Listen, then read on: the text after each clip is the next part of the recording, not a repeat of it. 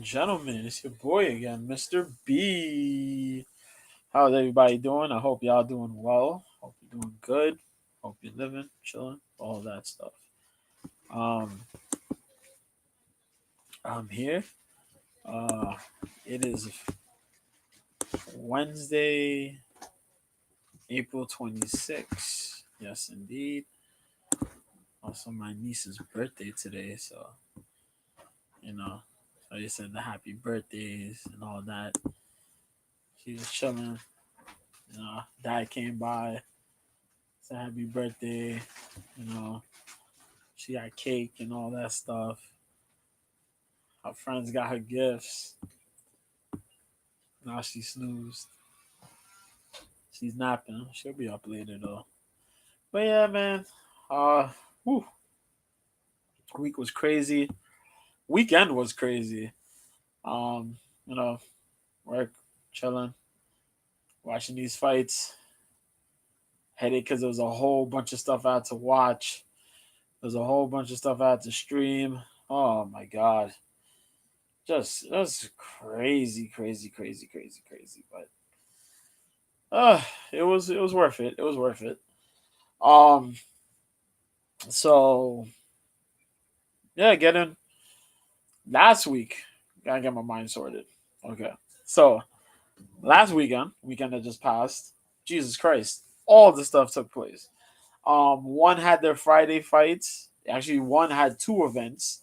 One in the morning, one Friday fights 13, if I remember correctly, and then they had one fight night 9, was it? Yeah, 9.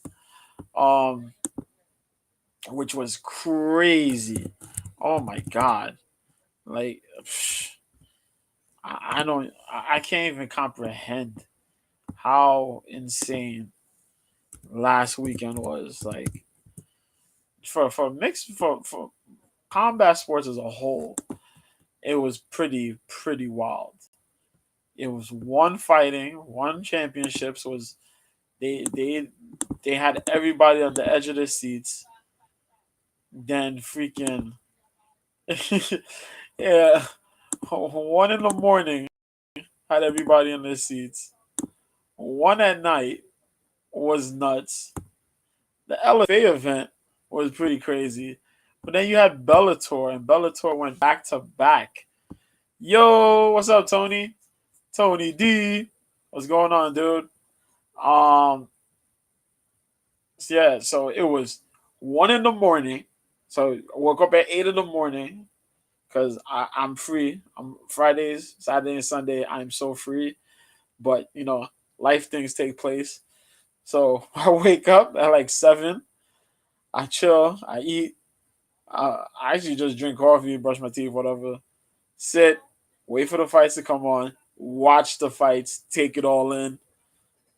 Then I'm chilling for the afternoon. I'm watching all the other MMA stuff, the fight stuff, news and whatever. Talking to people, catching up with people. Friday night was one fight night. Watch that. Oh my god, Fight Night 9, insane. Then watch Bellator. Well, actually no, because of one, I didn't really get to watch Bellator. That's right. I did catch it. The Friday event. I did watch the prelims. So when Saturday came, I was like, no, I'll wait. I was gonna watch it in the morning, but I was like, no, I'll wait. But also, I kind of got caught up with stuff. That's the life. But it is life. If we can watch the UFC, uh, watch the Ryan Garcia Tank Davis fight, watch the co-main and main events of Bellator 295. On Sunday, I caught up with all the bare knuckle fighting because bare knuckle fighting had an event on Saturday and an event on Friday and an event on Saturday. But I watched both of those events on Sunday and Monday, right? Sunday and Monday.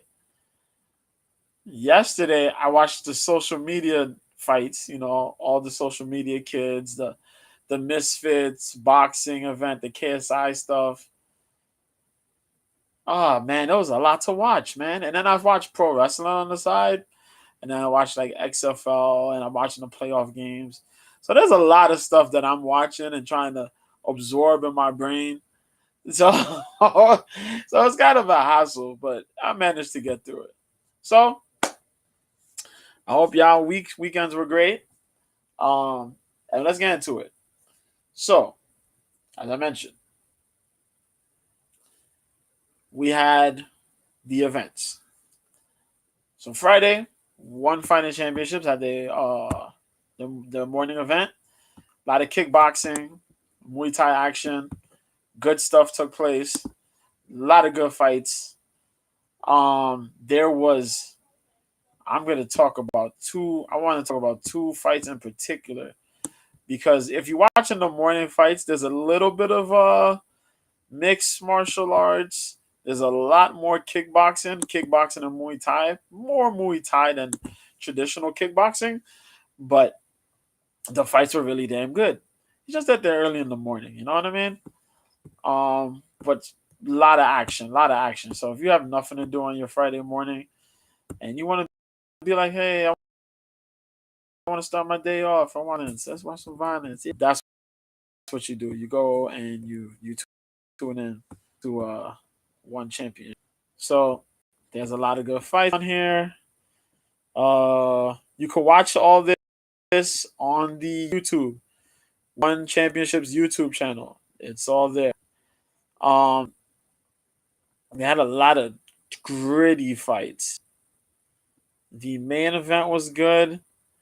There was the third, well, the second, no, the third to last fight you could watch between Pech Portero and Soon Kill Hawaii Tom. There you go. Two gyms. You know, people are named after their gyms. So both from Thailand. Really good fight there. Muay Thai fight. Somewhat of a strawweight bout. You should watch that joint. There was also the Fairtex versus the Diachkova fight. That was pretty cool. Sor Dechapan versus Kit Songrit. That was a nasty fight because homeboy Katsongri, it was actually a good back and forth, and Katsongri was actually getting the upper hand until the spinning back elbow landed flush in dude's forehead, and then he was gone. He was annihilated, and that was beautiful. But there was a couple other fights on there too. Nico Carrillo, who came from Scotland, he fought this dude by the name of Furkan Semi Karabag. Nice fight. But Karabag was taking the lead early on, catching this dude with some really nice shots and mixing it up with the body and the leg kicks. It's just that this dude Carrillo was a glutton for punishment, man. And the second round came, and this dude just started turning up. He took the punches, took the strikes, dished them right back. Third round comes out of nowhere. This guy's getting hit. He lands this ill combination and then just goes roughhouse and just storms right through Karabag. Beats Karabag with the third round KO. They called it a technical knockout, but he got the finish. Really, really good stuff. That was the Friday morning. But Friday night, history was made, man. A dude who's had over 300 Muay Thai bouts, the legend, Nong O Gayak Nao, out of Thailand, fought Jonathan Haggerty. Now, Jonathan Haggerty is a big deal for one, and for kickboxing in general, because Haggerty was the former one flyweight champion. He got beat and he was moving up weight to fight the legend. This dude is a legend. Guyang Dao is a legend. And Haggerty beat this man in under a round. Haggerty showed up all business, and his right hand did not miss. Oh my God. He knocked Guy Yingdao 2 times early. And then when the third time came, kill shot, man. Oh my God. Instant destruction. He ripped these punches, man. Lands this right hand again. And is that Haggerty is not necessarily a power puncher, but his precision is what's killer. And he knocked Nang O down and out. Nang O dropped like a sack of potatoes. Literally. Like a sack of laundry. Just dropped. Boom. Just slumped on the ground. It was horrible.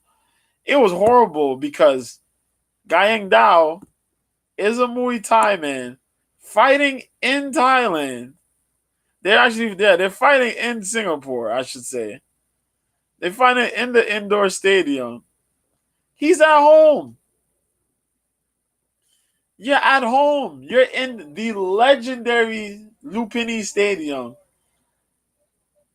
At home. In your crew. With your people. In front of your crowd. Home field advantage. Squashed. Man, that was nasty stuff. But the rest of this card as well was pretty good, man. We had some fights. My dude Asa Tenpao that I love. He's from the States here. He was in a bantamweight bout, Muay Thai bout. He got the third round finish, technical knockout against Han Zihao. Asa Tenpao being a fast dude, but really killer with his striking. I love his stuff. I love his footwork and his movement as well as his reads. He's not that old. He's not an old guy. He's somewhat of a young guy. So it's kind of cool to see that. You know what I mean?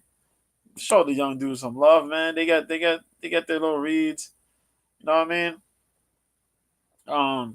Not that many, not a lot of bouts under his belt. That's why I say young. Um, but really good skills. Got that finish. I love that. Denise Zamboanga had a fight against Julie Medzabarba, and Zamboanga had that was a MMA fight between the atom weights. Zamboanga probably looked in the best shape she has in her career and fought the best fight she had in her career. She handled Medzabarba, defending a lot of the takedowns from Medzabarba, getting some takedowns of her own. But her striking, man, and her punches, that was another person whose right hand wasn't missing. She caught Medzabarba with 3 repeated right hands, aka bragging rights, and just put a really decisive beating on her, man. She won that fight, unanimous decision. My old girl Bo Meng, she had a good fight against Diane Cardoso. Bo Meng representing China, one of the few ladies to actually beat Weili Zhang in her career. Good fight there. Bo Meng improving her wrestling. And her boxing has always been really good. I like her boxing. She's a big lady for the division, the strawweight division. But Cardoso was pretty big, kind of bigger than Bo, which is a little surprising. But Bo managed to handle herself, man. You can be big as much as you want, but it's your strength. And Bo man got strength. Bo mean business. Go Bo. Felipe Lobo had an upset win against Sampech Fairtex. I did not expect that happening. Lobo got the finish. That was a TKO finish. A savage TKO finish at that. Because Lobo was getting pieced up. It was actually a back and forth fight. Another fight where the Muay Thai kickboxer was winning these. The Thai fighter was beating Lobo, who's out of Brazil. And Lobo managed to turn up in the third round as well and get that finish within the around the 2-minute mark of the fight. But Lobo looked really good, and I thought Lobo was gonna lose that, but he unleashed hell and took over there. There was a couple good fights on that card as well. Um, the co-main wasn't bad. Halil Amir fought this dude named Maurice Abevi. Yeah, and Abevi was a long guy who was more somewhat of a kickboxer. Amir was out of Turkey, big time striker. He had a lot of power in his strikes, boy. Abevi was throwing some kicks, man. If those kicks would have connected, you'd be in the hospital. But that was pretty good. I didn't know Abevi had takedowns on him. He had got a couple good takedowns, but Amir did well enough to squeak out the unanimous decision there. Um, there was a couple other decision wins here on this card as well. But you got to check that out on if you have an Amazon Prime account. You check that out. If not, you could check that out when they end up posting the fights on the YouTube site. They will probably post them up. They'll pick fights out from that card and put them on there, so you can probably check those out yourself. But that was a pretty good card. That was Friday. What I said was on Friday too. They had bare knuckle fighting championships. Woo! Bare knuckle was pretty cool, man. I'm gonna talk about that in an entirely grouped up situation there. Give me a minute though. I need to go and find my Bellator. Find my Bellator? My Bellator from Friday, sir? Okay, there you go. So Bellator 294 was on Friday, right? The prelims were on YouTube. There was a lot of fights on the prelims on YouTube. Um, they only had five fights on the main card. Yeah, they have five fights on the main card, and no, I feel like there was five fights on.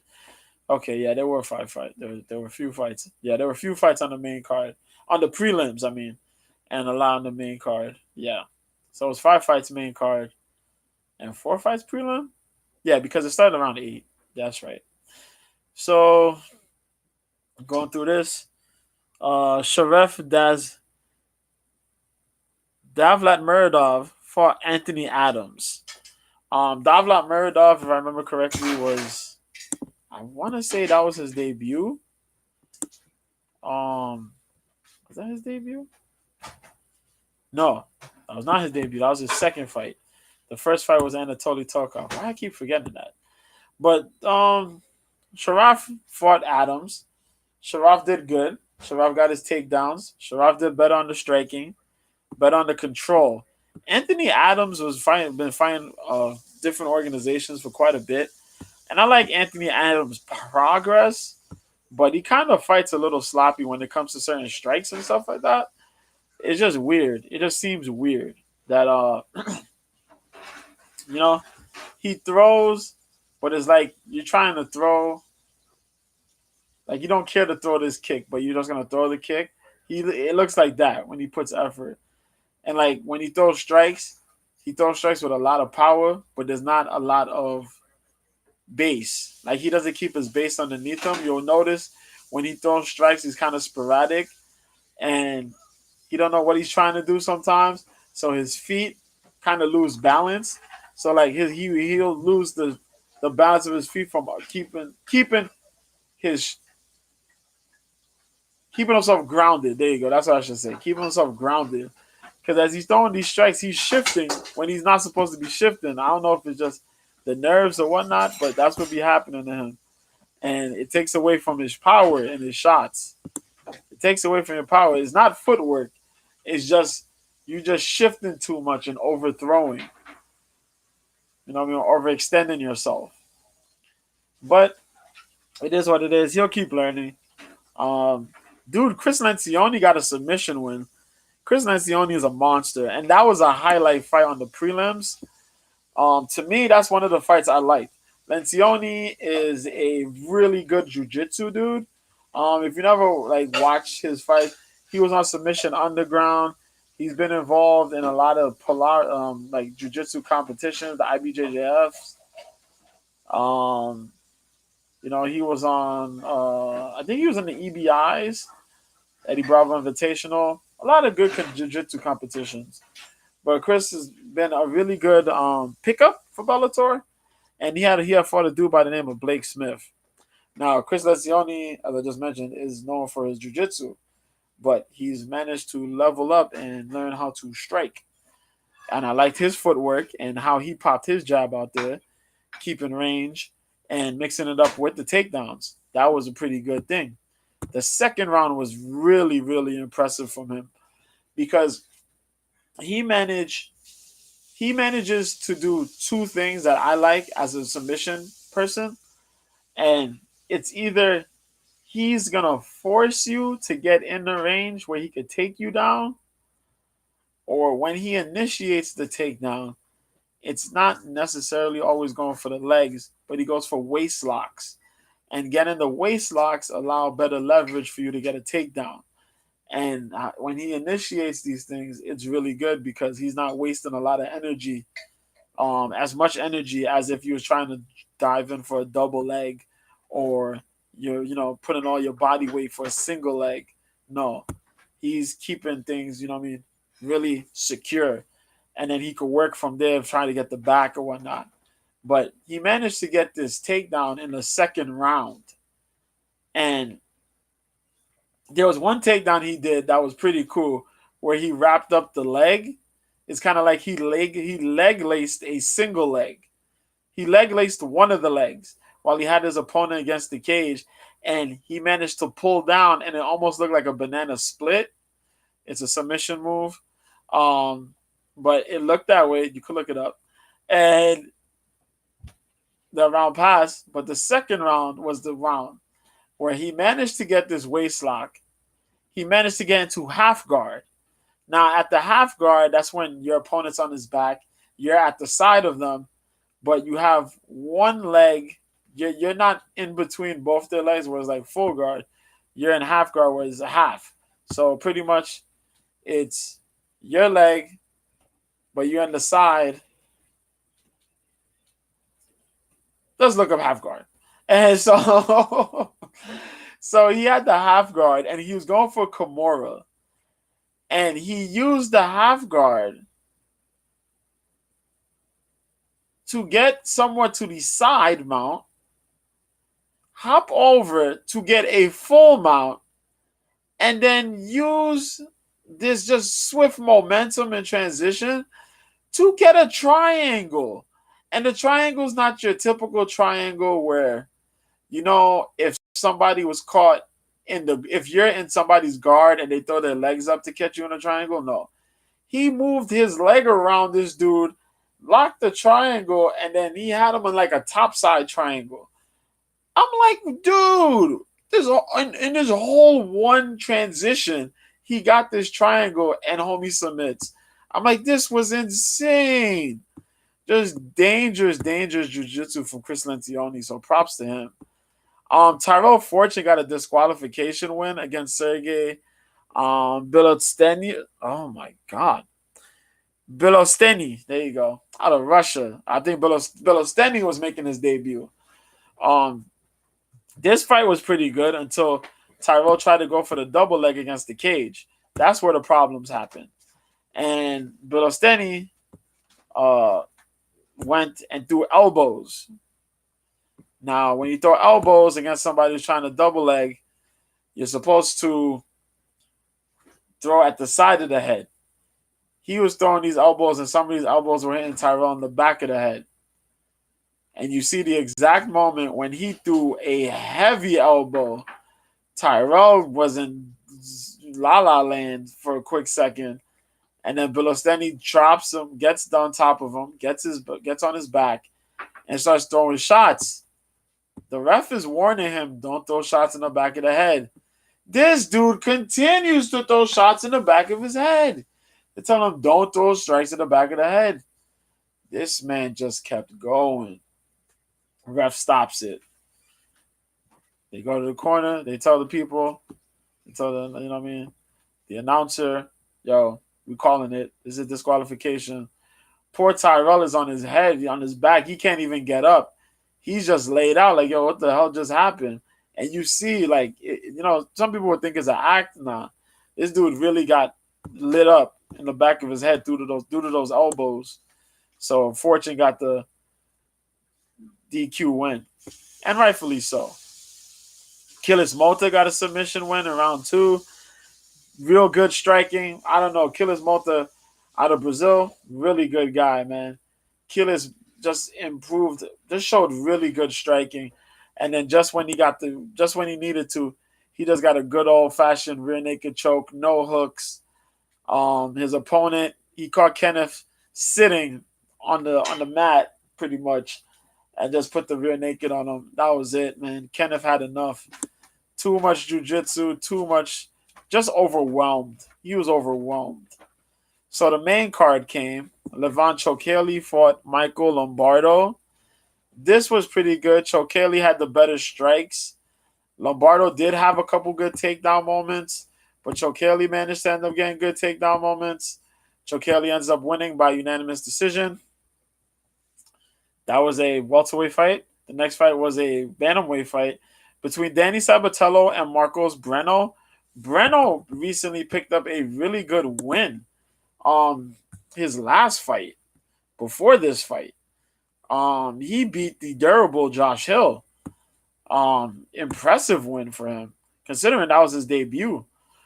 Sabatello wasn't having all this. Sabatello, coming out of American Top Team, high-level wrestler. Sabatello came in after losing that fight with Stotts, the semifinals. He was like, hey, bro, I'm coming in here. They talk about I need more aggression. I need more rage. He did not let this man Breno breathe. Breno was defending a little bit early on. I won't front. But once Danny Sabatello got these takedowns going, oh my God. And to make things worse, Sabatello's taking you down, probably talking trash, and then beating you up. Ground strikes, hitting little punches here and there, little quick hooks, working the body, working the head, just slowly trying to transition to get a better positions to throw more strikes. You can only defend takedowns for so long, man. Eventually, he managed to get Breno. Breno tried to spin out. Sabatello got the back, rear naked choke, gets the win. Talk about he want to fight. He's calling out Magomedov. Yeah, Magomedov. There you go. You calling him out for the next event. That's supposed to be in Chicago. So we'll see what happens there. Sarah McMahon makes her Bellator debut here against Arlene Blencowe.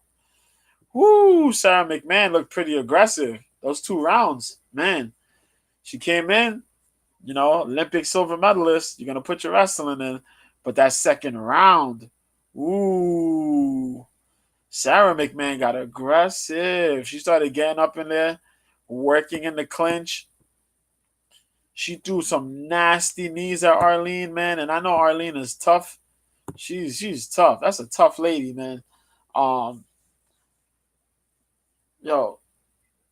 When Sarah got her down, Sarah was working. Sarah was working against the cage and against the working the takedowns. When she got those knees, she fired rapid fire knees in the clinch. Try to get that plum and throw knees in there. She did. She chased her around, punched her up. The third round came. Arlene said, what the hell am I doing? Drop Sarah McMahon. Now she's coming out there trying to fire on Sarah. Made it a nasty third round for Sarah, but Sarah managed to weather it, do what she had to do, keep things going still, get the unanimous decision. Good, solid debut win for Sarah McMahon. Same thing went for Tim Johnson. He fought Said Soma. Both of those dudes were pretty cool and casual. Straightforward fight. A lot of striking between the two. Soma looked a little bit more cleaner as far as the strikes go. He threw a lot of high kicks. And for a smaller heavyweight, he's like around the 230, 240 weight mark. He moves really well. He just looks a little smaller compared to some of the legit big boy heavyweights that got to cut down weight. Tim Johnson came in there, used his wrestling, used his good boxing, just simple movement, kept the cage control going. Tried to stifle Sai Soma's kicks. Did well for himself to get a unanimous decision. Now, the main event there was Liz Carmouche versus Deanna Bennett. Now, they fought a couple years ago, a little while ago. Deanna Bennett missed weight. This time was a rematch. Liz is the champ. Deanna Bennett is the challenger. Deanna misses weight by a pound and some change. If Deanna only made weight. Deanna had about 3.5 rounds of pure, not pure, of really solid, solid control. She was dominating 3.5 rounds. Yeah, you could say that. Liz Carmouche was moving again the kicks in, but Deanna Bennett was boxing. Deanna Bennett was cutting the cage off on Carmouche. She got a lot of the control against the cage. She worked a bit in the clinch, but she kept on getting these double legs. Really good double leg takedowns. She needed those. She got a lot of them, and she got a lot of control on Carmouche. For 3.5 rounds, this was the thing that she was doing, and she did it really well. Carmouche had a lot of trouble trying to figure out what was going on. She started getting herself back together as far as the striking was going, but when the takedowns came in, it looked like she was a little lost. Third round comes, same thing was happening. Deanna gets another takedown, but Lord behold, Liz Carmouche found a way, reverses one of those positions, manages to get on top, work Deanna Bennett, find her way into getting an arm triangle. She gets herself in a position, doesn't even need a lot of space to extend herself to get the squeeze. She just has strength. And she squeezed and she squeezed. And Deanna started squirming. Man, next thing you know, Deanna taps out. Liz Carmouche is just still your Bellator flyweight champion. Man, oh man. That was crazy. Amazing main event. But then we had night 2 in Hawaii. Because the first one was in Hawaii, of course. But this one was the big deal. Raufeon Stots fighting Patchy Mix in your main event. Ilima-Lei Macfarlane fighting Kana Watanabe in your co-main. All these other fights were pretty good. But a lot of these fights went to decision. So we had Masayuki Kikuri making his debut against a dude by the name of Alexei Shakevich. That was a good fight while it lasted. Shakevich got dropped once. Shakevich was trying to wrestle a little bit. He did get some takedowns. Second round came. He did get a little bit of takedowns. Masayuki managed to level up. Hit him a little bit. Got a takedown if I remember. Or just got on top. Eventually, this dude, Masayuki, pumped a double jab. Throws a big right hand. Smokes this dude, Alexei. Alexei's in La La Land. That was it. Bruna Allen picked up a win against Lara Joani in flyweight. Probably Bruna Allen's best win yet, or best performance, because she defended takedowns. Yo, what's happening? So, he got the wrestling. She got, no, my fault, I say he. Lara Joani was coming out here, part of the Pitbull camp with Patricio and Patricky. She did good stuff. It was just kind of, she did good stuff, but it was just that Bruna Ellen was out here trying to win. It was just like really, really good stuff. She managed to defend takedowns. She moved a lot. She was just throwing. There was not one moment where Bruna Ellen was not trying to strike.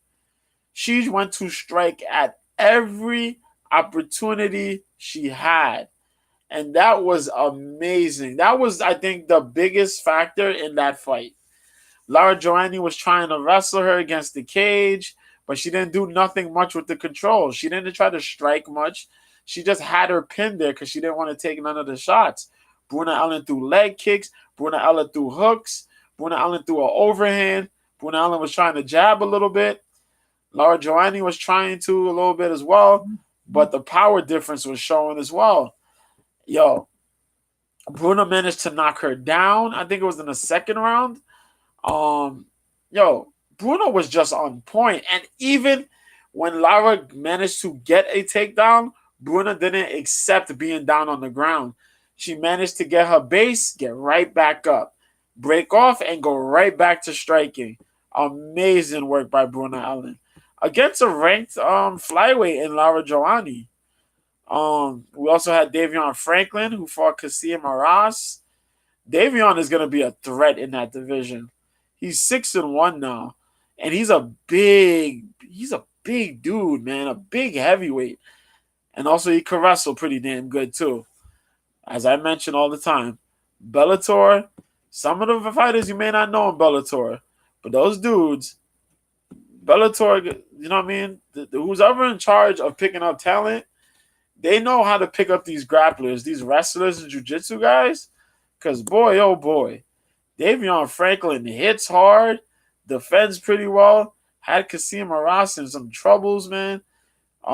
Kasim did a little, somewhat well, but Franklin was really good. Same thing with the next fight here, Alon Cruz versus Bobby King. Bobby King is a little up there, you know what I mean, age-wise. And he looked good in the first round. Alon Cruz just managed to turn up and use the wrestling. Alon learned from his past fights. He can't just be out here thinking he's a dynamic striker and gets manhandled by some of these guys. He fought smart, fought a lot smarter this time around. Got the win with the takedowns in the second and third round. Control. That was the name of the game. That was it. Sumiko Inaba out of Hawaii. Man, she fine. She fought the tough Veda Ortega in a flyweight bout here. Sumiko Inaba kind of ran with this one here. I'm always giving props to Veda Ortega because Veda just dishes. You know, you could dish as much punishment as you want to. Veda will not quit. Sumiko Inaba came out there just technically sound, though. She worked behind the jab. She worked the 1-2. She had these nice body kicks and little push kicks to keep Ortega away. And she just pretty much kept this format for 3 rounds. Ortega tried to go in there, try to make the fight messy, but it was just that Inaba managed to, even if Ortega tried to press action, Inaba just moved away, circled out, worked the jab, just kept it very technical. And that's one of the things that's really good about Sumiko, other than she looks really, really good. She's hot. But, yo, big props to Inaba picking up the win in Hawaii. Let's go. We had Kai Kamaka. He did the same thing against Adley Edwards. Kai Kamaka the third, former fighter in the UFC, came to Bellator. Been doing things really good for himself, rounding things out too. Big hands. He got big power, man. But he's also implementing wrestling, which I like. Fighting a lot smarter. Adley Edwards is a really good technical guy as well. But Kamaka, with the instincts, veteran instincts, you fought at the biggest level, being in the UFC. Brought that to the table. Got himself another good win there. We also had Mads Burnell versus Justin Gonzalez. Gonzalez ended up taking a second loss. This is only his second loss in his career. Mads Burnell is just a tough mofo. Justin Gonzalez is tough too. He's a young guy too. He'll learn from this one. It's just that Mads has been tried and tested. Let's be for real. Mads is in your face. Mads is gonna grapple, And if Mads is not gonna grapple, you gotta just keep distance away from this dude. Anyhow Mads gets in your face, you have problems. And that's what he always brings. He always brings problems. So it's like, what am I gonna do? What am I gonna do? Yo, you gotta kick him. You gotta jab him. You can't have him walk in front of you. He's gonna keep going in front of you. He's in a dirty box. He's gonna hit you with short elbows, short punches to the body and head. He's gonna hunt for takedowns. A lot of control. That's his game. He got that win, unanimous decision. Really good fight though. You should check that out. That was on the prelims. So the main card came. Aaron Pico fought James Gonzalez. This was a pretty straightforward fight. Pico implemented his wrestling. Pico also threw some nasty body shots. Yo, we got to talk about Aaron Pico's body shot game. It is nasty, man. He throws these wicked shots just to get openings to try to get wrestling takedowns, or if not, he's gonna finish you with those. If you could absorb this body shots or the head shots, cool. Well, then you got to worry about the takedown. And that's what ended up happening to James Gonzalez. James Gonzalez ended up worrying about a mix of problems from Aaron Pico. Aaron Pico picked up a solid win here. And I hope he can continue to pick up these wins and get back, to where he was. This was him coming back from that nasty shoulder injury, too. He had dislocated his shoulder. So nasty, man, against, was it Jamie Kennedy? Yeah. So,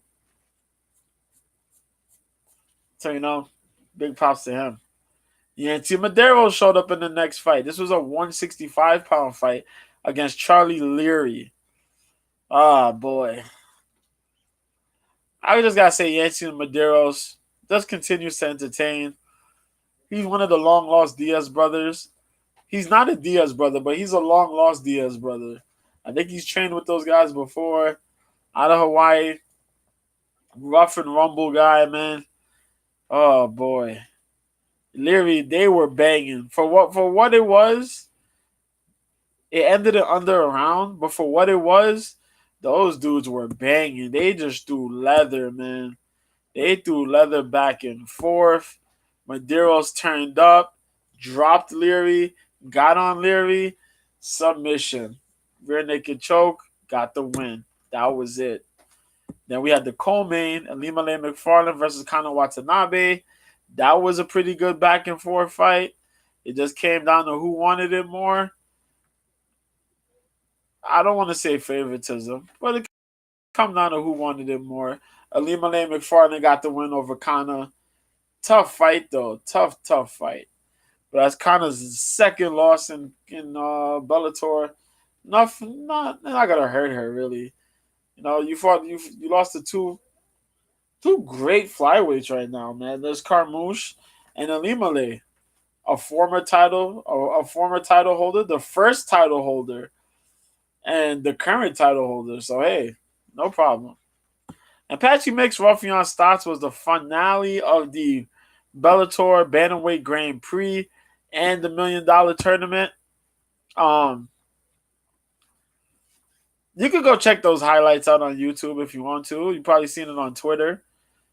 This dude, Ruffian Stotts, man, came in. There was a lot of trash talk between these two. But in the end of it all, man, boom, Ruffian Stotts tried to go for a takedown after, long time of trying to feel out. He went for a takedown. Patchy Mix seen it. They studied it. He throws a nasty left knee. Puts Ruffian out. And that was that. A minute and 20 seconds. Patchy Mix is your tournament winner. So now he'll be sitting and waiting to see who wins between the big fight between Sergio Pettis and Patricio Pitbull as Patricio moves down from featherweight to bantamweight to challenge for the bantamweight title. So we'll look forward to seeing what happens there. The UFC card was pretty dope. Wait, I thought I gotta put the UFC card up here. Yeah, there you go. So I'll run through this one real quick. So this card had about 11 fights. I went 8-3 in picks. Um, I will let you know how that went. So we have Brady Hiestand versus Dana Batgerel. This was a good fight. This fight was kind of back and forth. Dana ended up being real. Dana was landing some strikes, man. Brady was getting beat up in the second round. And boy, oh boy, the second going into the third, Brady was taking some lickings, man. Uh, Dana is a heavy power puncher. He has crazy power, crazy kicking ability too. Brady being more so the wrestler of the two, you know. Brady had a hiatus, a long hiatus. He came back his last fight against Frankie Garcia. This fight he was getting beat up, but he managed to weather the storm and turn a bad opportunity into a good one, managing to tag up Dana, follow him, and use his wrestling to just throw repeated left hooks, just repeated left punches, just punch and punch and punch and punch, just beating up Dana against the cage in the third round and winning by TKO, man. Brady was bloodied and bruised, but he picked up that win. Showed a lot of heart. Big props to Brady, how he stand. Next fight, Francis Marshall fought William Gomez. Fire Marshall was coming from last season's Contender Series. Had a good win. Last fight, he beat Marcelo Rojo. Fighting this fight against William Gomez, who was on the France card. You guys remember the France card? That was Cyril Gane versus Tai Tuivasa, right? If I remember correctly, on the main event. Yeah. Um, Gomez had a good showing in that card. Gomez is showing some skills. I always give criticism to the French fighters. Because it'd be like some French fighters, they don't know wrestling. But William Gomez has a wrestling base. That's the crazy thing. Gomez is from France, but he has a wrestling base. He's only just leveled up and added the striking acumen to it. So William pretty much, Francis was trying to come in here and wrestle. Gomez defended those takedowns. Not just that, William got takedowns of his own. And not just that, William Gomez was striking and kind of lit up Francis on the feet, man. The first round, I could have probably said Francis kind of had it though, but the second round and the third round was kind of iffy. But Gomez did more than enough on the striking acumen to win that fight against Fire Marshall. But that's a good win for William, and I'm gonna stop criticizing the French. Uh, yeah, the French for not having wrestling. That one I lost on. I picked Marshall to win that, but I lost. William Gomez won it. The first one I had Brady. This one I had Muhammad. So Muhammad Usman fought Junior Tafa. Man, oh man. Muhammad Usman did good on the wrestling. He did good in the clinching. But these strike exchanges, boy, oh boy. Muhammad Usman, I don't know. That guy got a chin. Because Junior Tafa was banging on his chin like nobody's business. Usman damn near lost balance trying to skedaddle from this dude. And then he got hit even more. And every time he managed to grab him, takedown. Takedown.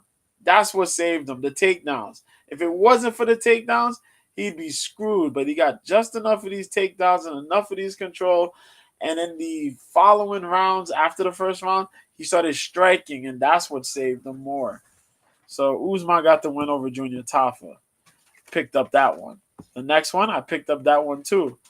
But the judging was kind of awkward, but I picked it up. It was Carol Rosa versus Norma Dumont at 145. The last fight was a heavyweight fight. The fight before that was a featherweight fight. So this is a featherweight fight too. And Carol Rosa looked good in the second and third rounds. Right? Yeah. She did land a lot on Norma, but Norma early on was landing pretty good. She put her strikes together. She reversed the clinching against the cage, the cage fighting, the against the fighting against the fence. Let me say that. Um, she did piece up Carol. She did get a takedown on Carol, but Carol managed to get a takedown on Norma. She did also fire on Norma Dumont in the third round. Had Norma rocked a little bit, um, but it wasn't enough. Norma got the win. I guess they decided that Norma landed the more punishing strikes because Carol Rosa kind of outlanded her a little bit in the third round. I felt, but they said the more damaging strikes, and it's not all about striking in MMA. You also got to deal with how you fight against the cage, wrestling, all that stuff. The next fight was a sad fight. Longtime MMA veteran Ronnie Yahya, yes, fought Montel Jackson. It's a little bantamweight fight. For people who don't know, Ronnie Yahya has been fighting since the early days of WEC. That's like '06. Yeah, so you could say '06, '07, 15 plus year fight veteran.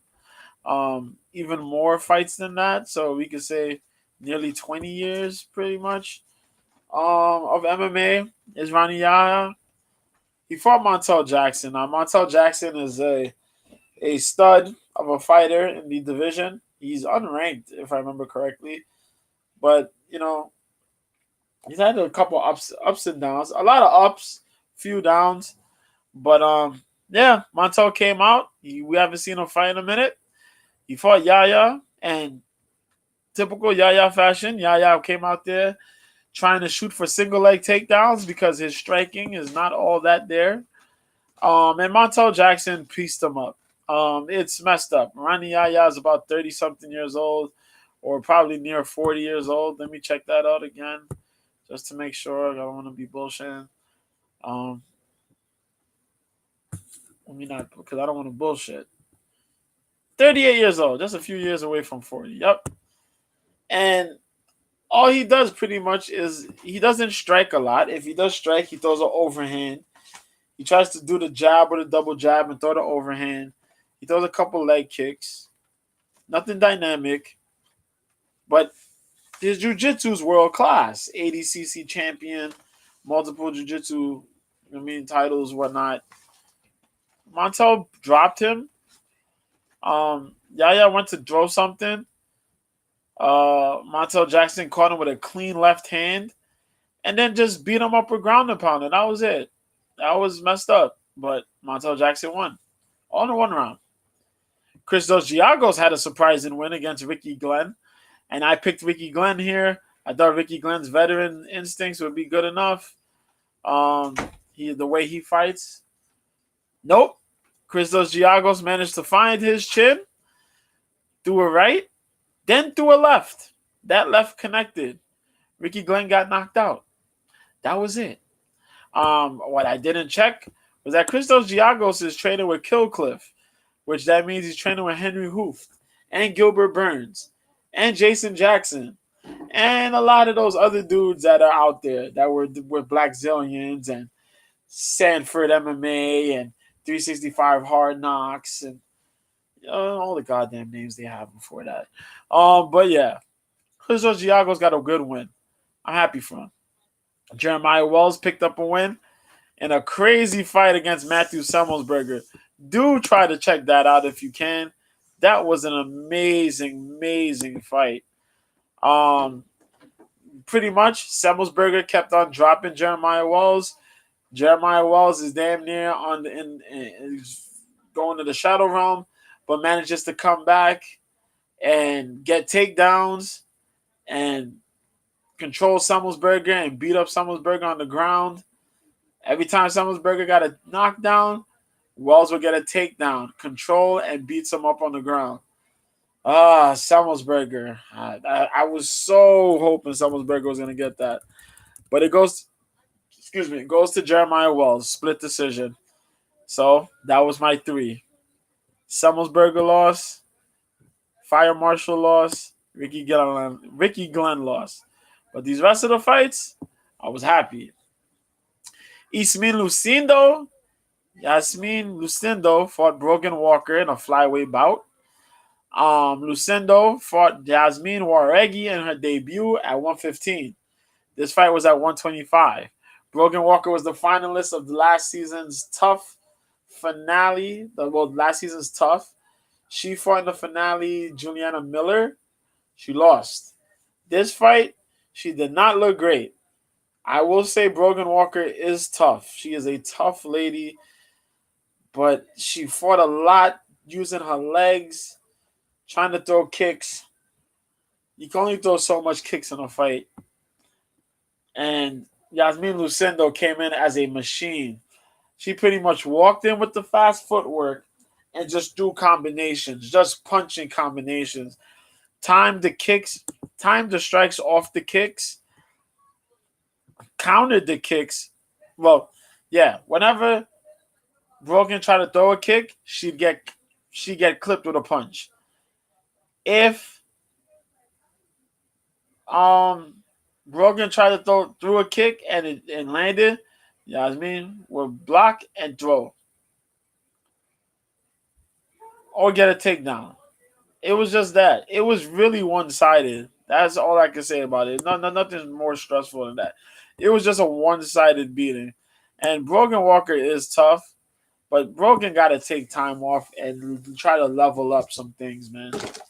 I don't know if it's the matchup that was bad or if it was just the decision on how you was going to fight this fight that was bad.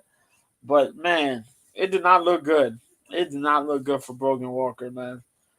So a good win for Lucindo. Bobby Green fought Jared Gordon. Pretty much straightforward. This was a good back and forth fight.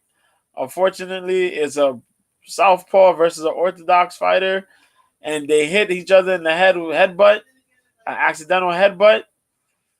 Jared Gordon got dizzy. Bobby Green went in, knocked him out with some punches, but it was declared a no contest because of the headbutt. That's that. Bruno Silva picked up a first round win. I had Bruno there, yay. Against the OG Brad Tavares. I loved Brad Tavares. I've watched Brad Tavares fight in this organization for years. But, he came out. He had a good account of himself, though. It's just that Bruno Silva was hitting these combinations, boy. You can't just be standing there trying to throw strike for strike with a dude like Bruno Silva. You have to implement a lot more wrestling than striking. And my man Brad took the chance. He risked it. Got caught with a clean combination, which led to a right hand. Popped Brad right in the face. Brad drops, gets clipped a little bit. The ref stops it. Was it a little early? You could say it's a little early, but the way Brad fell from that that right hand, man, I don't want to say. And Sergey Pavlovich in the main event just dismantles Curtis Blades. The weird thing about it is that Curtis had a really good start to the fight. He had a good start to the fight. His striking looked good. The problem was that he played too much in the striking. Dude is a JUCO National Wrestling Champion. Use your wrestling. You shouldn't even be going in there thinking firsthand, I'm going to throw this boxing combination. No, I'm going to throw 2 jabs and I'm shooting for a double. I'm throwing 2 jabs, I'm shooting for another double. Then I'll try to grab, get a waist lock, and try to fight. Nah, he tried to fight hands. He tried to throw the hands with the guy like Pavlovich. And you've seen Sergey and how Sergey was beating up all these other guys beforehand. He just dusted everybody on the feet. The crazy thing is that I always talk about how important a jab is in all fighting. Um, Sergey used the jab. Sergey knocked Curtis Blades down with a jab. That's insane, bro. Um, Curtis Blades tried to get a takedown, but at this point it was too far too late. And Sergey just ripped, dropped him, and just kept ripping. And that was it. That was it. Dude's finished. That was that. Um, so in the boxing realm, we had some boxing matches, you know what I mean? Um Shavkatson Rakhimov fought Joe Cordina. Crazy fight. Really good boxing going on. Cordina with the knockdown. Really good stuff, man. Really, really good stuff. It was for the IBF World Super Featherweight title, man. Um, yeah, split decision. Cordina won that. Sandy Ryan picked up a belt, man. For the world female welterweight title, she fought Maria Pierre Houle. Got that unanimous decision. Gavin Gwynn for Craig Woodruff for the British lightweight title. Gavin won that. In the fifth round, boy, was Woodruff got lit up and didn't answer. There was a couple other good fights on here too. Jordan Thompson for the IBF European Cruiserweight title beat Luke Watkins. Sixth round, caught him with a left hook, which is kind of funny because there was another fight that ended in a left hook. And also Sky Nicholson picked up a unanimous decision win. There was a couple other wins on this card too, but that was Davis and Garcia. Davis and Garcia, man. That was a real good treat for Saturday for people that don't necessarily watch boxing. If you just heard, because you follow Ryan Garcia. Oh my God, I love Ryan Garcia. I love him. You go out there, you watch, you're like, oh yeah, I love Tank Davis. Tank Davis, he's that dude. Be more stand up. You know what I mean? You went out there, you watched a good fight. The undercard was pretty good. Yeah, undercard was pretty good, man. Ooh, undercard was pretty good. There are some good fights on there, man. Where we gotta go? Jaleel Hackett beat Jason Phillips. That was a 4-round fight, but it ended with a TKO. We had Vito Milnicki Jr. for Jose Charles.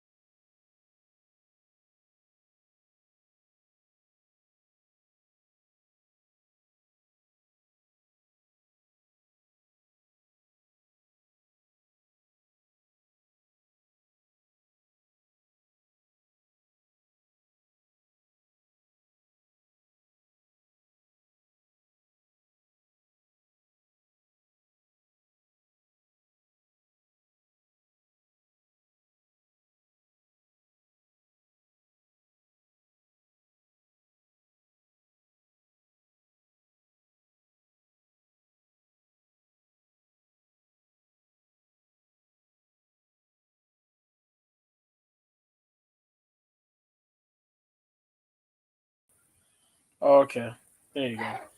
I'm sorry, my damn internet. The joint always be happening. Bull crap. But yeah. So yeah, man. Um, what I was gonna say? Oh, check it. So yeah, Tank Davis, Ryan Garcia, kind of went crazy, man. I don't know what to say. It was just dude got manhandled, man. It wasn't pretty. It really wasn't pretty. It wasn't the best. Was it a good fight? It was a good fight, but it just wasn't that type of fight, man. I don't know what else to tell you. Tank Davis went in there and did exactly what I said he was gonna do. That kind of sucked. Hold on a second. Let me see.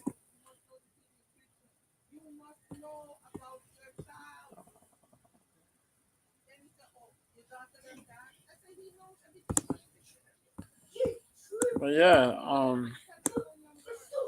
so yeah, some of the it was like yo, Tank Davis went out there, tried to fight his fight. Well, not Tank Davis. Ryan Garcia went out there trying to fight his fight. Tank Davis went out there and handled Ryan Garcia, as many of us kind of expected he would. Um, was it bad? Yeah. Was it as one sided as we thought it was gonna be? Somewhat. You know, it was crazy. It was crazy.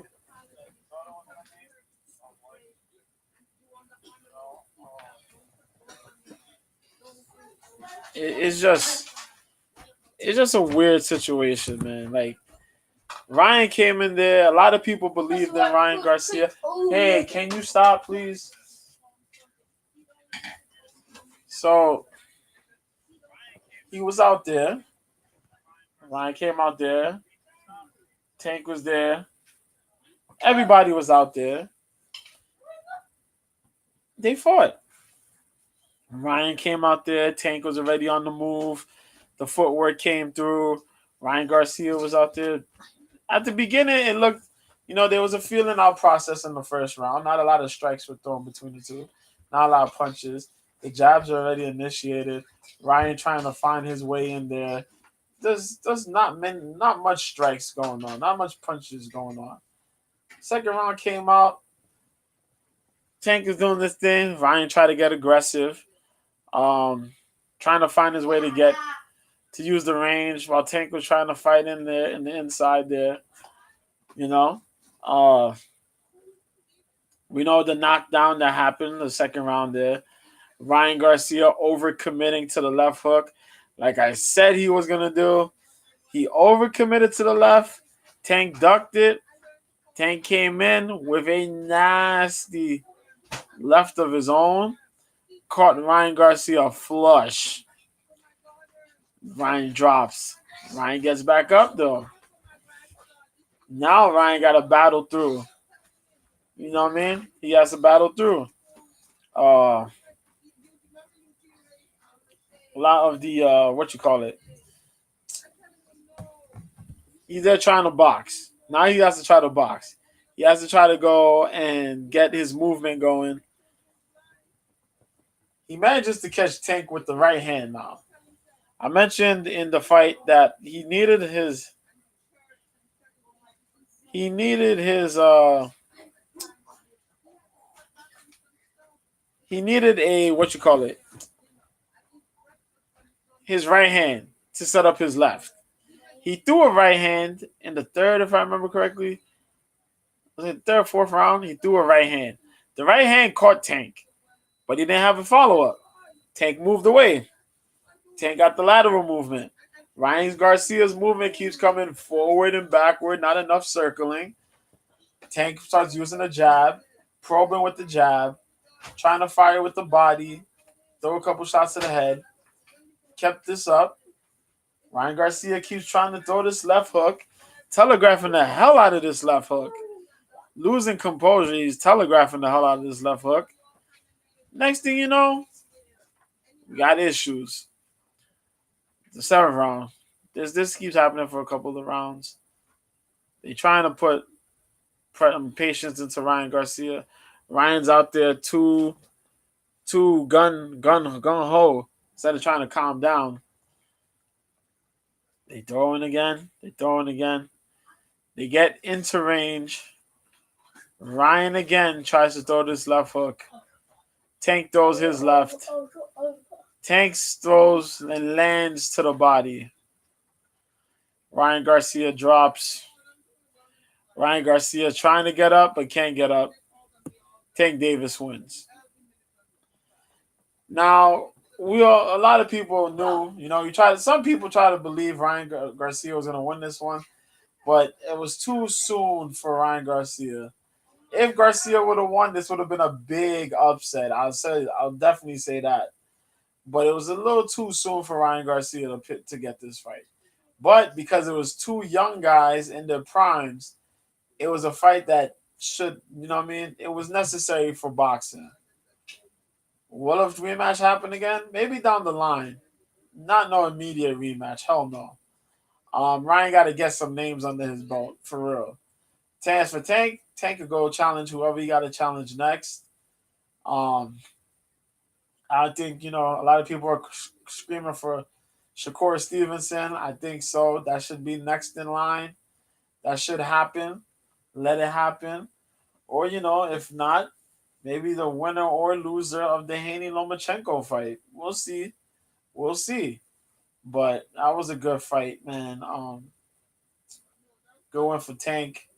Messed up, De La Hoya, Bernard Hopkins, and Joe Goosen all left Ryan at the post presser. None of those dudes stood there. They all left. That's foul. If I'm Ryan Garcia, I'm putting that into consideration because how my trainer and my promoter all left me, bro. Like, if y'all bet money and I lost you money, all right, cool. Tell me that. You just don't leave me hung and dry, man. What type of shit is that? It reminds me of that Damon Wayans movie, bro. The dude just lost and it's like, all right, screw you. We're out of here.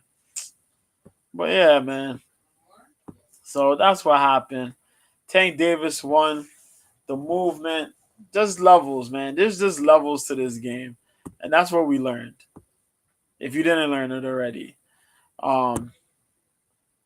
Tank Davis. That's that. So this weekend, we got some fights. Not a lot of stuff going on. Not a lot of stuff going on this weekend, as I thought. Even though there's gonna be boxing, of course. Rising is taking place on Sunday morning at 12 noon. You could check that out if you like to. Rising always has cool events. Rising Landmark 5 in Yogi. Headlined by Juntaro Ushika versus Mikuru Asakura. Yutaka Saito versus Ren Hiromoto.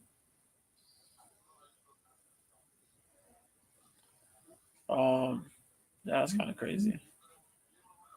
OG veteran Masanori Kanahara versus Sora Yamamoto. Oh man. Luis Gustavo fights Koji Takeda. Rena Kabuta fights Claire Lopez. But Kana Asakura versus Ye Yamaguchi, who fought and won championship, is going to be fighting on the main card here as well. Nice ladies fight. Atomweight fight, so check that out. That should be fun though. But that's on Fight TV. But if you don't got Fight TV, man, and you got that ESPN Plus, then check out UFC. UFC Fight Night Song versus Simone, man. Oh my god. You know what he's waiting on? My sister, she's mad loud for no reason. I don't know. She be talking. And she be talking like you would think she was talking to somebody and who's in like the fifth dimension or some shit. But yeah, man, it's kind of crazy. My sister has a phone and she yells at everybody that she's talking to. That shit is nuts. Um, but yo, UFC Fight Night, Song versus Simone. Yes, Vicky Simone versus Yadong Song. Uh, Hold on, I need to get a ranking. Let me pull these rankings real quick. Let me pull these rankings real quick. So yeah, because I just need the rankings real quick. That's why we talking about this shit. Because I'm gonna talk about this, and then on Friday on Cope's Corner, KOPSKORNER, MMA, YouTube, Facebook, Twitter, and Twitch. I'll be on there with my boy Mike Copenaver, man. Always a pleasure to work with that guy. I'm so grateful that he's put me on the platform, man. Um, so yeah, we'll be on talking about it. There you go. Number 8, Song Yadong versus number 10, Ricky Simone. Yes. Two featherweight competitors, ranked competitors will be fighting. These are the only two guys ranked that are going to be fighting each other on this card. I'm not a problem. That's no problem. That seems really nice. Okay, so the main card take place at 4:30. So 4:30 p.m. Eastern, 1:30 p.m. Pacific. The prelim card, I mean, the main card will be at 7:30 then, 7 o'clock, 7 Eastern, 6:30 or 7 o'clock Eastern, 3:30, 4 o'clock Pacific. Okay. So we have 11 fights on the card because a lot of these fights got scratched. So we got Haley Cohen versus Jamie Lynn Horth. Haley Cohen is 7-2 versus Jamie Lynn Horth, who's 5-0. Out of Canada, Haley Cohen coming out from the Contender Series last year. She fought a little bit here and there in the regional circuit. Really solid girl, man. She fought at 125, I think, but she's rather 135. We got Jenny Newsom, who's 10-4, fighting Marcus McGee, who's 6-1. He's filling in for Brian Kelleher. That's right. Stephanie Egger, 8-3 out of Switzerland's fighting Arena Alexieva, who's 4-1. She'll be making her debut here. She pretty. 32 years old. Okay, no names that I know of, but we'll see how that works. I'll be talking more about this on Friday, so check the show. I'll put the show. I'll put it there. Don't worry about it. Cody Durden will be fighting Charles Johnson in a really interesting bantamweight flyweight bout. They're already talking trash on the internet, on social media. Cody Durden, who's 14-4 and 1, representing ATT, I think. I could be wrong. Versus Charles Energy Johnson, who's 13-4, picking up some really good wins so far, man.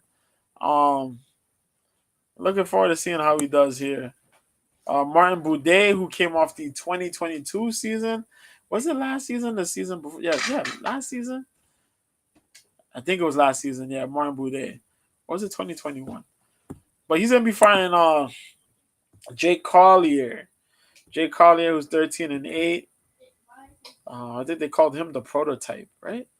Yeah. Yes, he was the season before, 2021. That's right. He beat Chris Barnett before that and Lucas Bresky. He beat Bresky by split decision. Damn, Bresky, man. See? How Bresky won't lose by split? I don't even know, bro. But yeah, Martin Boudet, 11-1, fighting Jay Collier, 13-8. Jay Collier has been picking up a couple good wins. Boudet's been looking pretty good. We'll see what happens there. Trey Deep Waters, who just won the welterweight title in the LFA, Will be fighting Josh Quinlan. Oh boy, Quinlan made his debut a little while ago. Quinlan is a menace. I'll tell you right now, I'm picking Quinlan in this one. That's gonna be fun. Waldo Cortez Acosta, who picked up a contract last season, will be fighting Marcos Rogerio de Lima in a heavyweight bout. Undefeated Waldo Cortez Acosta. Rogerio de Lima, man, he's been looking like a force. I want to see how that's gonna work. Fernando Padilla, who's 14-4. This is interesting. Let's see Fernando Padilla. 26 years old, 2-fight win streak. Yeah, he's coming in making a debut. He was on. Okay. So he won a contract based on looking for a fight. Fury FC 46. Looking for a fight. You can probably find that on the YouTube channel. If not, if you have Fight Pass, UFC Fight Pass, go check those out. Those are pretty fun. Is Dana White traveling with Dean Thomas and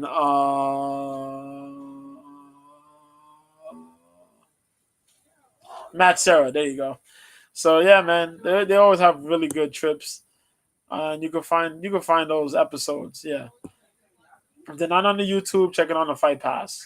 UFC Fight Pass, $9.99 a subscription. You can pick up the year subscription for like $100. I gotta re-get mine. Go out there and get it. It's pretty good. Pretty good stuff. You got all the throwback stuff, some of the current stuff. If the stuff is not there, it's on the ESPN Plus app. But yeah, man, a lot of good fights on there. Regional stuff, really good. Table of contents there.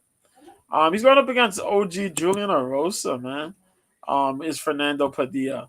As Padilla makes his debut. Juicy J.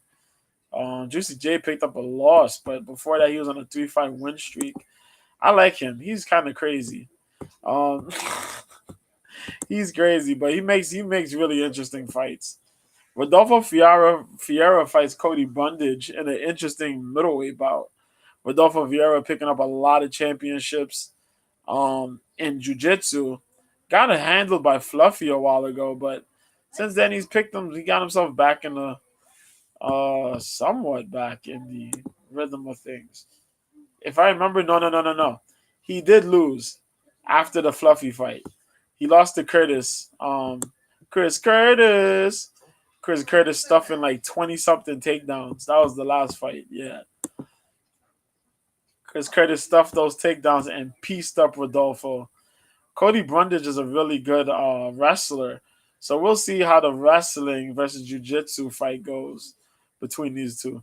Cody's improving on his stand-up as well. And also being a dude out of, if I remember correctly, Factory X. He's in Factory X, right? Yes, he is. See, I'm remembering. But yeah, Cody Brundage will be fighting this dude, man. This will be really fun because Cody's going to improve the striking. Rodolfo Vieira has to improve his striking. I don't know if Rodolfo Vieira's striking is going to be better than Cody's, but we'll see how the styles clash as far as the grappling. And Cal Barrio, who came on after 2 attempts on the contender. Well, he picked up a contract. They weren't sure, but he picked up his contract the second time. Yeah. He'll be fighting Mikhail Oleksiejczuk. I like Barrio, but Barrio's showing a little bit of chinks in his armor somewhat. You know, he's fought. He's looked kind of good, yeah. Some of his fights haven't looked all that great. But he's fought really smart fights. We'll say that. He fought smart fights. He's fighting Mikhail Oleksiejczuk, who has moved down from light heavyweight to middleweight. And his last, 2 or so fights? Yeah. He fought Alvey. He fought Brundage, yeah, and he beat Brundage. He looked pretty good.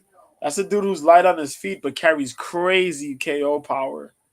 And then we have Yadong Song versus Ricky Simon. Song Yadong comes out of TAM, Team Alpha Male. There you go. And Ricky Simon, man, represent ATT. So it's TAM versus ATT.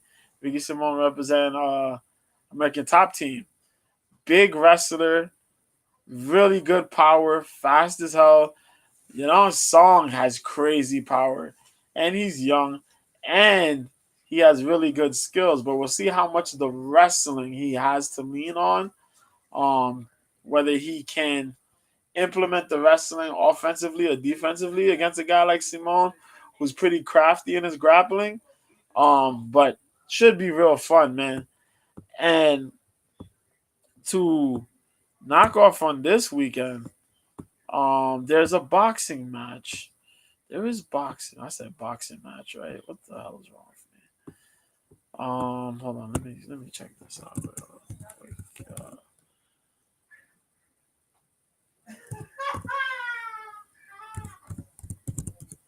Okay, I know there's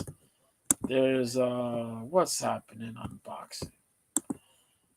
Zepeda's fighting this weekend, if I remember that right. Zepeda's fighting.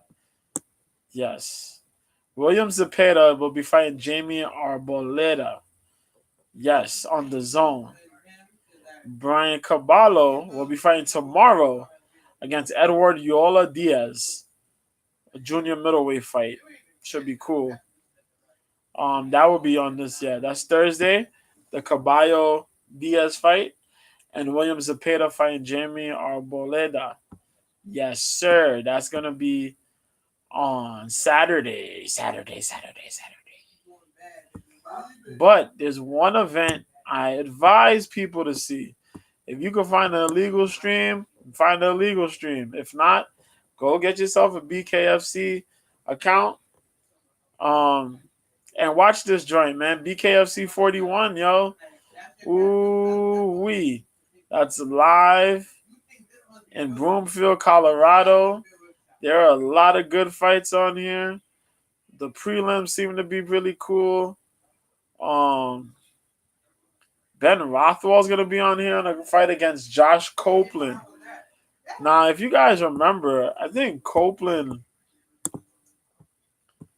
was a finalist in the PFL 2018-2019 season, if I remember correctly. Yes, he was. But then he lost to Felipe Lins. He had a bad showing, but he had the knockout, the super underdog win. And then come to find out that dude, Alex Nicholson, was on all the PEDs. This man had like 3 to 4 different PEDs, different forms of steroid in his system. That was sick. Oh my God. But yeah, man, Rothwell's fighting Copeland here. We got Mike Alvarado versus James Brown. Ooh, Jesse Stadler fights Roderick Stewart. Stadler's been a really good standout for the organization. I like him. Brandon Gertz, who used to fight in Bellator, is fighting Christian Torres. Ooh. Chris Camozzi's on here again, fighting Dan Spawn. What? 2 dudes former UFC fighters, former MMA fighters in general, but they also both fought for the UFC. Chris Camozzi also fought for Glory Kickboxing. Dan Spawn, he fought in the UFC. He was on the Ultimate Fighter. He also fought for the PFL. And I think he fought regionally too. That should be cool. Beck Rollins, y'all know Beck Rollins. Formerly Beck Hyatt in Invicta. Beck Rollins, when she was in the UFC, the Ultimate Fighter, she fought for the UFC for a while. She fought over Bellator. She left and now she came back again. She left. She went to BKFC, won a title, left, tried her luck at Bellator, came back now.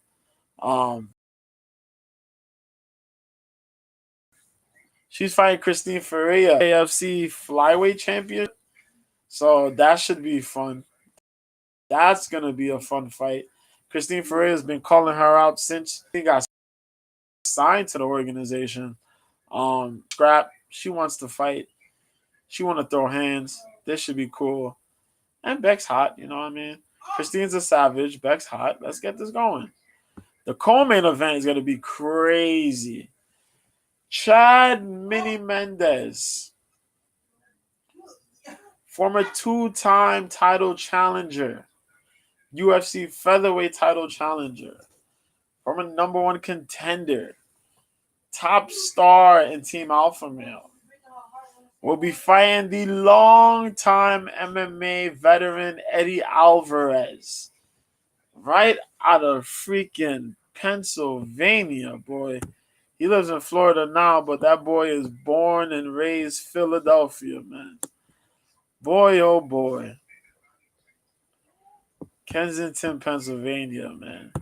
As a high level wrestler, scrapper extraordinaire, has won a title everywhere he's fought, except unfortunately when he went to one championship.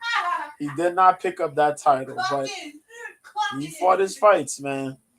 And we'll see if he still got it in him, man. If he still got that dog in him. Because it's going to be a dog fight. 5 2-minute rounds. All these fights are 5 2-minute rounds. But this is going to be a dog fight. Both of these dudes fighting at 165. So that means when they step into the fight, they will be about close to 180 pounds. Yeah, 175 or 180. Jesus Christ. I don't think I've ever seen Eddie. I don't think Eddie Alvarez has ever really fought that big, but it won somewhat, maybe. But I know Chad never fought that big, really, until, since he's been fighting BKFC. But other than that, this fight's gonna get brutal. I don't. I'm not sure if Eddie got it in him, but if Eddie wins, I will be thoroughly surprised. But I think Chad is coming in here on just. He gonna want to put this dude out, put him away, zip zap, bag and tag, man, bag and tag, go home. That's it. And then we got the main event. The main event is probably the craziest thing ever, man. Mr. 2% Black himself, Mike Perry, the man who's on represents the crazy Flint, Michigan. Man, represents Flint, Michigan. Embodies the craziness of Florida. He has the heart of a Michigan, dude. Embodies the craziness in Florida.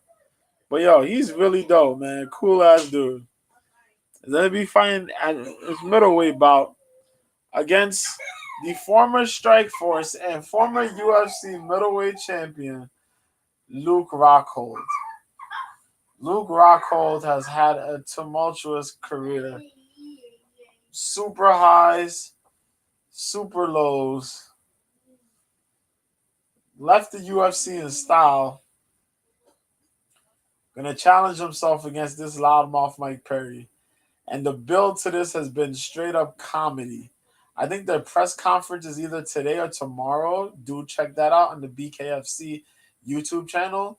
But yeah, man, they looking to settle the score here. It's gonna be really, really interesting because I know for a fact Luke Rockhold has a killer left hand. He's a southpaw fighter, and his left hand is really, really insane, man. So just to like,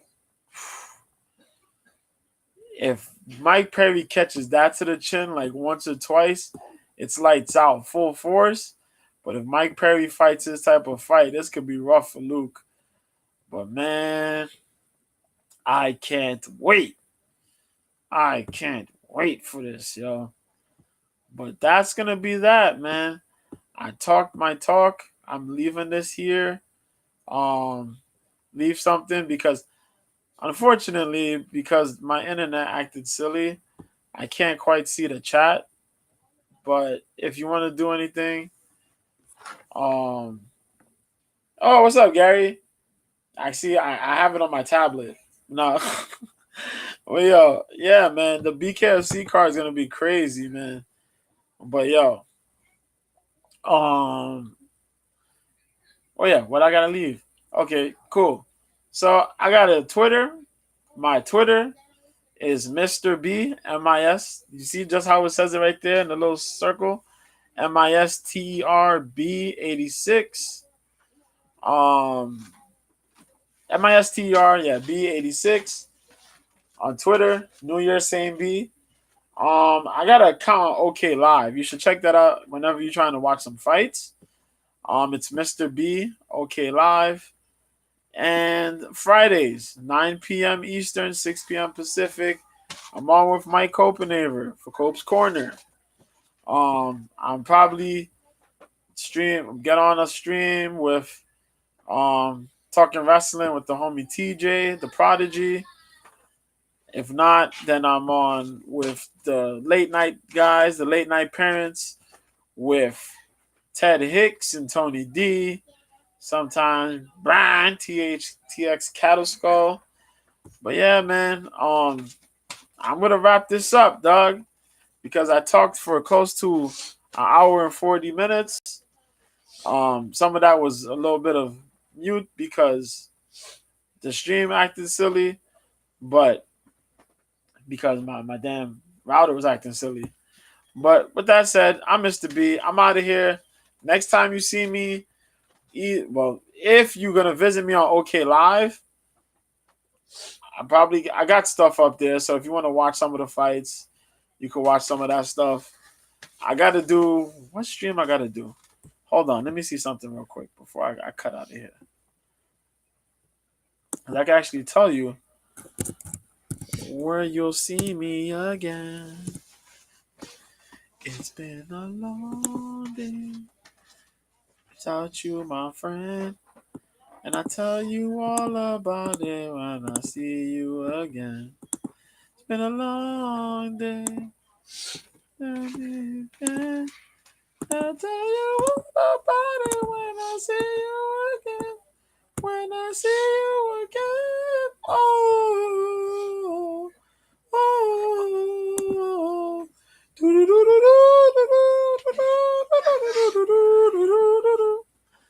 All right, so next time you see me will actually be on Friday, April 28th.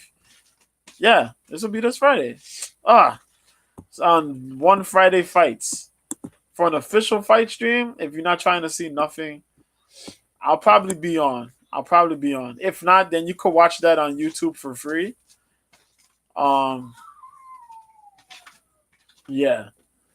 But remember, 8:30 p.m. Eastern, 5:30 Pacific. One Friday Fights 14. That's if I'm not on. If I'm on, then yeah, same time you'll catch me on for the stream. But that's it, man. I'm your boy Mr. B, and I'm out of here.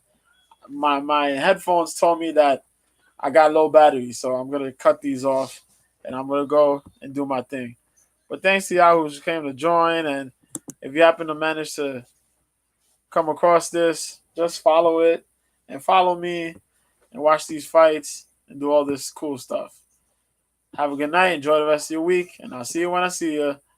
Peace.